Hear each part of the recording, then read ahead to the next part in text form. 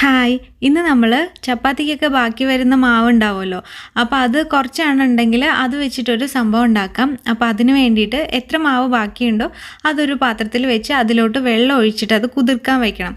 വെള്ളം നന്നായിട്ട് ഒഴിക്കണം, മാവ് മുങ്ങിക്കിടക്കുന്ന രീതിയിൽ ഒഴിച്ച് വയ്ക്കുക.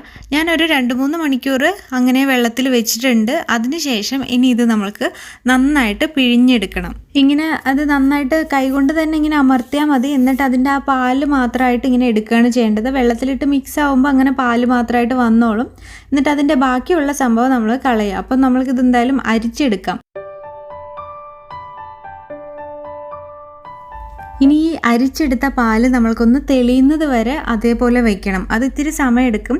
വെള്ളം വേറെ, അതിൻ്റെ ആ ഒരു പാല് താഴോട്ട് ഇങ്ങനെ താന്ന് നിൽക്കുന്ന രീതിയിലാവും. ഞാനൊരു 5 മണിക്കൂറൊക്കെ വെച്ചപ്പോഴത്തേക്കാണ് നന്നായിട്ടായിട്ടുണ്ട്. അതിന് മുന്നേ ആവും, പക്ഷേ കൂടുതൽ നേരം വെച്ച് കഴിഞ്ഞാൽ അത്രയും നല്ലതാണ്. സമയം ഉണ്ടെങ്കിൽ 5 മണിക്കൂറൊക്കെ വയ്ക്കുക. ഇല്ലെന്ന് വെച്ചാൽ ഇങ്ങനെ വെള്ളവും ഇതിൻ്റെ ആ താഴത്തെ ആ ഭാഗവും മാവും തമ്മിൽ സെപ്പറേറ്റ് ആവുന്നത് എപ്പോഴാണോ അത്രയും നേരം വെച്ചാൽ മതി. ഇനി ആ വെള്ളമൊക്കെ ഊറ്റിയെടുക്കുക. വെള്ളം മാത്രമായിട്ട് അരിച്ചെടുക്കരുത്, മേളിൽ നിന്ന് ഇങ്ങനെ ആ തെളിവെള്ളം മാത്രമായിട്ട് മാറ്റിയെടുക്കണം. അതിനുശേഷം ആ താഴെ കിട്ടുന്ന ആ പൊടിയിലോട്ട് നമ്മൾക്ക് 2 കപ്പോളം വെള്ളം ഒഴിക്കുന്നുണ്ട്. അപ്പോൾ ഇതിവിടെ എന്തായാലും റെഡി ആയിട്ടുണ്ട്. ഇനി നമ്മൾക്ക് പഞ്ചസാരനെ ഒന്ന് കാരമലൈസ് ചെയ്തെടുക്കുക. അപ്പോൾ അതിന് വേണ്ടിയിട്ട് പാൻ അടുപ്പത്ത് വെച്ചിട്ട് 2 ടേബിൾ സ്പൂൺ പഞ്ചസാരയാണ് എടുത്തിരിക്കുന്നത്. ഞാൻ ബ്രൗൺ കളർ മറ്റേ പഞ്ചസാരയാണ് എടുക്കുന്നത്. വെള്ളയാണെങ്കിലും കുഴപ്പമില്ല. വെള്ളയാണെങ്കിലാണ് ശരിക്കും കാരമലൈസ് ചെയ്യേണ്ടത്, കാരണം ഇതൊരു കളറിന് വേണ്ടിയിട്ടാണ്.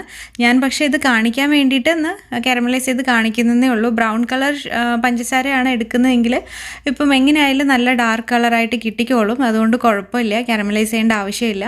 കളറിന് വേണ്ടിയിട്ടാണ് അങ്ങനെ ചെയ്യുന്നത്. അപ്പം പഞ്ചസാര ഒന്നിങ്ങനെ പതഞ്ഞ് വരാൻ തുടങ്ങുമ്പോൾ നമ്മൾക്ക് ഇതിലോട്ട് വെള്ളം ഒഴിക്കാം. വെള്ളം ഒഴിക്കുമ്പോൾ കട്ടി ആയതുപോലെ തോന്നും, പക്ഷെ കുഴപ്പമില്ല. നമ്മളങ്ങനെ മിക്സ് ചെയ്യുമ്പം അത് പഴയതുപോലെ മെൽറ്റ് ആയിക്കോളും. അതിനുശേഷം ഒരു 1.5 കപ്പോളം പഞ്ചസാരയാണ് ഞാൻ ഇടുന്നത്. മധുരത്തിനനുസരിച്ച് നിങ്ങൾക്ക് വേണമെങ്കിൽ കൂട്ടാം, പക്ഷേ ഇത് കറക്റ്റ് മധുരമായിരുന്നു. ഇനി ഇത് തിളപ്പിച്ചൊരു ഒറ്റനൂൽ പരുവം ആവണ സമയത്ത് നമ്മൾക്ക് ഇതിലോട്ട് ആ പാലുണ്ടല്ലോ നമ്മൾ മാറ്റി വെച്ചിരിക്കുന്നത്, അത് ഇതിലോട്ട് ചേർക്കാം. ഇനി ഇത് ചേർത്തതിന് ശേഷം നമ്മൾ മിക്സ് ചെയ്തുകൊണ്ടേ ഇരിക്കണം. ഇത് ഇവിടെയാണ് ഒരു കുറച്ചുകൂടെ ടൈം എടുക്കുന്ന ഒരു പരിപാടി ഉള്ളത്. എന്താ വെച്ചാൽ നമ്മൾ കൈ ഇളക്കാതെ, എന്ന് വെച്ചാൽ കൈ എടുക്കാതെ മിക്സ് ചെയ്തുകൊണ്ടേ ഇരിക്കണം. ഇല്ലെന്ന് വെച്ചാൽ അത് ഇങ്ങനെ കട്ട കുത്താനുള്ള ചാൻസ് ഉണ്ട്. അപ്പം ഇനിയിപ്പോൾ ഒരു മീഡിയം ഫ്ലെയിമിൽ വെച്ചിട്ട് നന്നായിട്ടൊന്ന് ഇളക്കിക്കൊണ്ടേ ഇരിക്കുക. ഇത് നന്നായിട്ട് കട്ടിയായിട്ട് വരും. എന്ന് വെച്ചാൽ നമ്മുടെ ഈ ഒരു പാനിൽ നിന്ന് ഇങ്ങനെ വിട്ട് വരുന്ന രീതിയിലാവും. അപ്പോൾ അതുവരെ നമ്മൾക്ക് നന്നായിട്ട് മിക്സ് ചെയ്യണം. ഒരുവിധം കട്ടിയാവണ സമയത്ത് നമ്മൾക്ക് ഇതിലോട്ട് ഇനി നെയ്യ് ചേർത്ത് കൊടുക്കണം. ഇപ്പോൾ ഇത് എനിക്ക് ഏകദേശം അരമണിക്കൂറൊക്കെ ആയപ്പോഴത്തേക്കും ഇങ്ങനെ ഒരു കട്ടി ആയിട്ടുണ്ട്. അപ്പോൾ ഇനി നമ്മൾക്ക് ഇതിലോട്ട് നെയ്യ് ചേർത്ത് കൊടുക്കാം. നെയ്യ് ഒരുമിച്ച് ചേർക്കേണ്ട ആവശ്യമില്ല. ഇങ്ങനെ ഓരോ ടേബിൾ സ്പൂൺ ആയിട്ട് ഇടയ്ക്കിടയ്ക്കായിട്ടാണ് ചേർക്കേണ്ടത്. അപ്പോൾ ഞാൻ ആദ്യം ഒരു ടേബിൾ സ്പൂൺ ചേർത്ത് പിന്നെ നമ്മൾ നന്നായിട്ട് മിക്സ് ചെയ്യുക. എന്നിട്ട് ആ നെയ്യൊക്കെ ഈ ഒരു മാവ് ഇത് വലിച്ചെടുക്കും. അപ്പോൾ നന്നായിട്ട് വലിച്ചെടുത്ത് നെയ്യ് ഇല്ലാത്ത രീതിയിലാവുമ്പോൾ നമ്മൾ വീണ്ടും നെയ്യ് ഒഴിച്ചു കൊടുക്കുക. അങ്ങനെ അത് കാണുമ്പോൾ തന്നെ അറിയാൻ പറ്റും നമ്മൾക്ക്. ഇങ്ങനെ നെയ്യിൻ്റെ ആ ഒരു തിളക്കം ഉണ്ടല്ലോ, അത് പോവും. അപ്പോൾ വീണ്ടും നെയ്യിടുക.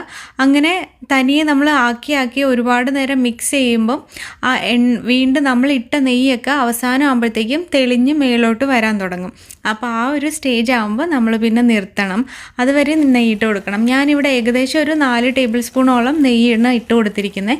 ഇത് ഇപ്പം ഏകദേശം കട്ടിയായിട്ട് നമ്മുടെ പാത്രത്തിൽ നിന്ന് വിട്ട് വരുന്നുണ്ട്. പിന്നെ അത് സൈഡിലൊക്കെ നെയ്യ് കണ്ടു തെളിഞ്ഞ് നമ്മൾക്ക് വെളിയിലോട്ട് വരാൻ തുടങ്ങിയിട്ടുണ്ട്. അപ്പം ഈ ഒരു പരുവാകുമ്പോൾ നമ്മൾക്ക് സ്റ്റവ് ഓഫ് ചെയ്യാം. എനിക്ക് ഏകദേശം 1 മണിക്കൂർ എടുത്തിട്ടുണ്ട് ഇങ്ങനെ ആവാൻ വേണ്ടിയിട്ട്. അപ്പോൾ അത്രയേ ഉള്ളൂ. നമ്മുടെ ഇതൊരു തിരുനെൽവേലി ഹൽവ രീതിയിലുള്ള ആ ഒരു ടേസ്റ്റാണ് വരുന്നത് ഇതിന്. ശരിക്കും എല്ലാവരും ട്രൈ ചെയ്ത് നോക്കണം, ഇഷ്ടപ്പെടും. നല്ല ടേസ്റ്റാണ്. എന്തായാലും മാവ് കൊണ്ട് നമ്മൾ ചപ്പാത്തി ഇപ്പം ഉണ്ടാക്കിയിട്ട് ബാക്കി വരുമല്ലോ, ചില സമയത്തൊക്കെ ബാക്കി വരാറുണ്ട്. അപ്പോൾ അങ്ങനെ വരുന്ന സമയത്ത് ഇതുപോലെ ഒന്ന് ഉണ്ടാക്കി നോക്കിയാൽ മതി. ഇനി അഥവാ ചപ്പാത്തി മാവ് കുഴച്ചിട്ട് ഇങ്ങനെ ഉണ്ടാക്കണമെങ്കിൽ അതിന് വേണ്ടി മാത്രമായിട്ടും കുഴച്ചെടുക്കാൻ പ്രശ്നമൊന്നുമില്ല. ഇതിന് ഇത്തിരി സമയം വേണമെന്നേ ഉള്ളൂ, പക്ഷേ നല്ല ടേസ്റ്റി ആയിട്ടുള്ള ഹൽവ കഴിക്കാൻ പറ്റും. നിങ്ങളെല്ലാവരും ഒന്ന് ട്രൈ ചെയ്ത് നോക്കുക. ട്രൈ ചെയ്ത് നോക്കിയിട്ട് അഭിപ്രായമൊക്കെ കമൻറ്റ് ചെയ്യാൻ മറക്കരുത്. പിന്നെ ഈ വീഡിയോ ഇഷ്ടപ്പെട്ട് കഴിഞ്ഞാൽ ഒന്ന് ലൈക്ക് ചെയ്തേക്കുക. ഉപകാരപ്പെട്ടിട്ടുണ്ടെങ്കിൽ ഫ്രണ്ട്സിനും ഫാമിലിക്കൊക്കെ ഒന്ന് ഷെയറും കൂടെ ചെയ്തേക്കുക. ഇനി നമ്മൾക്ക് അടുത്തൊരു വീഡിയോയിൽ കാണാം. എല്ലാവർക്കും ഒരുപാട് താങ്ക്സ്. ബൈ.